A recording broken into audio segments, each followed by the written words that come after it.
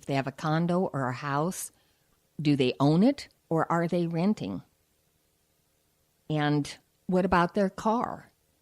Do they have any other property? What's the legal status of all these things? An attorney is going to be a great member of your team, and we've had to go to the attorney for various other reasons pertinent to our situation. It's great when you've got that attorney who knows your situation already and is there to help you. There are attorneys in this area because we have a high percentage of elderly people. There is a branch of law called elder law. If your person does not already have a personal attorney, I would strongly advise trying to find an attorney who specializes in elder law. They're going to know about issues that you have never thought of, and you will need help with those things. That's a good resource. Absolutely. And it's peace of mind. Mm. Of course, you're going to want to talk about doctors. If your person already has doctors, you're going to want to become familiar with them and have them become familiar with you. When I first got here, both of my parents were going to somebody as a GP, and he had them on numerous prescriptions. To make a long story short, I did some research. I had him do more testing on my parents about the prescriptions, and it turned out my mother was able to go on 0 prescriptions, and my father is on 1. Wow. I also found out that instead of being a GP, he was actually a lung specialist. Neither of my parents had lung problems. I don't know, and they couldn't explain to me why they were going to this particular doctor, but he was the wrong doctor for them. I've gotten them to a different doctor. And also, over time, they've needed some specialty doctors, skin cancer doctors, cardiologists, specialists like that. And those are going to be your medical team. And you need to have that team for the particular needs of your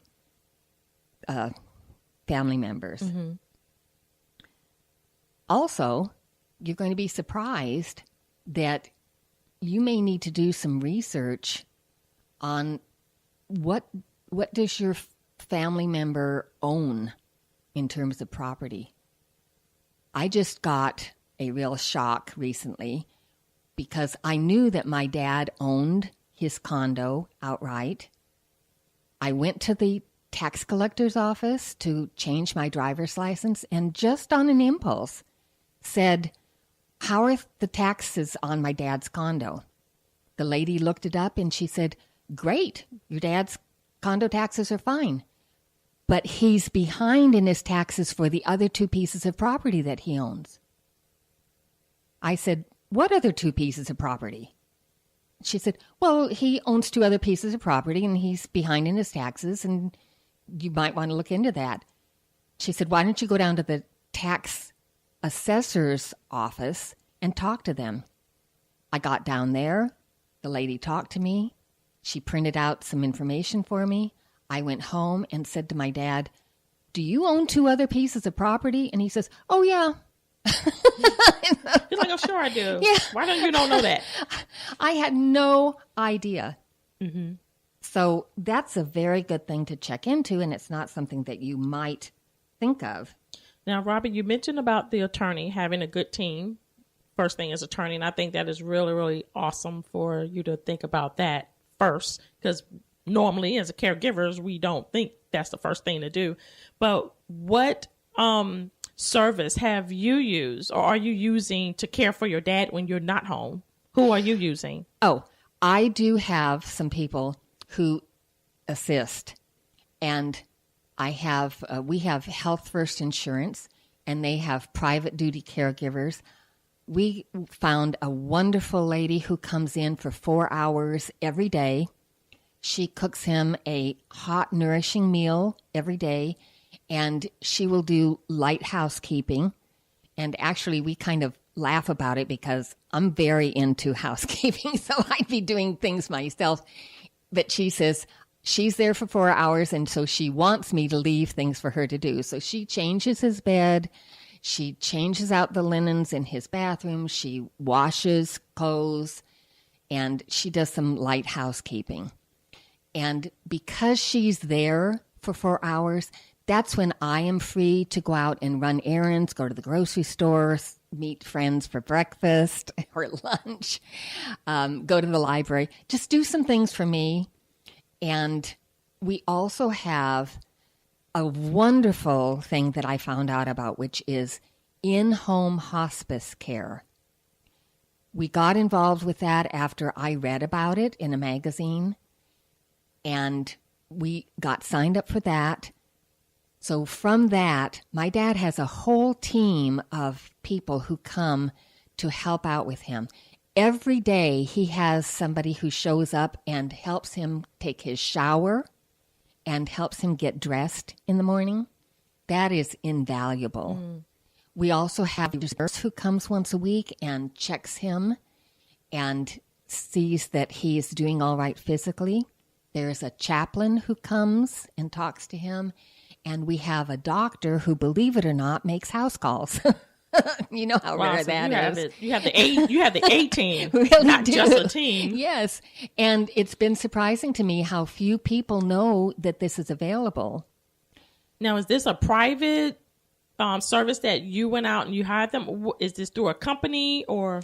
Well, there are two different companies in this area who are the major providers of this service that I am aware of. One is called St. Francis, and that's through the Catholic charity. But the people we went through are called VITAS, and that is V as in Victor, ITAS. They are the nation's largest hospice provider. And people thought, and actually it started out that hospice was at end-of-life care, and people would go into a hospice and be cared for there prior to death. But hospice has really evolved, and now they have what's called in-home hospice. They come to your home. They come with everything that the client needs. So, for example, when my mom was dying, they brought in a hospital bed. We had nurses around the clock, 24/7, taking care of her, providing her with pain meds so that she never suffered, seeing that she stayed hydrated. It was fantastic, and I cannot recommend them highly enough. They are such a help. So how did you deal with all of everything going on too? I know your mom had passed away and you still had the responsibility of looking after your dad. How do you continue to keep going on even now, every day? It's hard. It really is. It's a struggle every day. I'm not going to lie. And you get to the point sometimes where you feel so overwhelmed, you wonder if you can go on. But you have to, because there's nobody else to do it. So it's one of those things that you keep struggling. And I will say it has been helpful to have friends. If you're inclined to this, the church is always a source of strength. And it helps to talk to other people. I will say the biggest surprise that I have discovered is that how many times I have just casually mentioned that I'm doing caregiving, and so many people will respond by saying, I know exactly what you're going through because I was a caregiver or I am a caregiver. Mm-hmm. I'd say about 80% of the people that I meet have some kind of caregiving experience. It's amazing. Well, it's also good as a caregiver to have a support system. Yes, absolutely. It's vital to be able to have someone that you can talk about your struggles to. You can talk about the issues you're dealing with and share resources together. And have you seen the benefit in having a support system? Oh, absolutely. And that's what I was talking about. I do run across people who are trying to deal with this on their own. You don't need to, and please don't do that, because you will really run yourself into the ground. It is very tiring, it's draining, it's stressful, and you need to have help. And there is help available. I did want to mention specifically one of the agencies in this area that is called Aging Matters in Brevard. They are a clearinghouse agency. They don't provide services themselves, but they work with about 40 different agencies. If you call them up, and they're in the phone book, and you say, here's the problem that I'm struggling with, they can hook you up with help. They're great. So have you used them as well in the... Yes, because I've had different problems, and sometimes it's a problem that's very short term.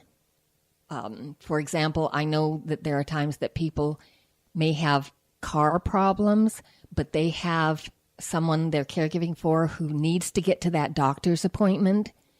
You can call Aging Matters in Brevard.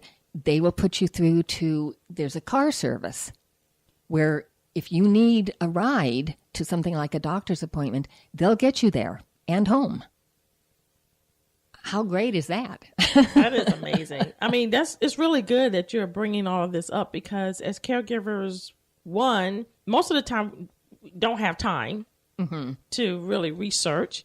But I know you're saying to take the time, but then sometimes when you're so caught up in caring for the person, you don't have time. But it's good to know that we have resources. Yes. That is available. Yes. And is there anything else that you would like to share with our listeners?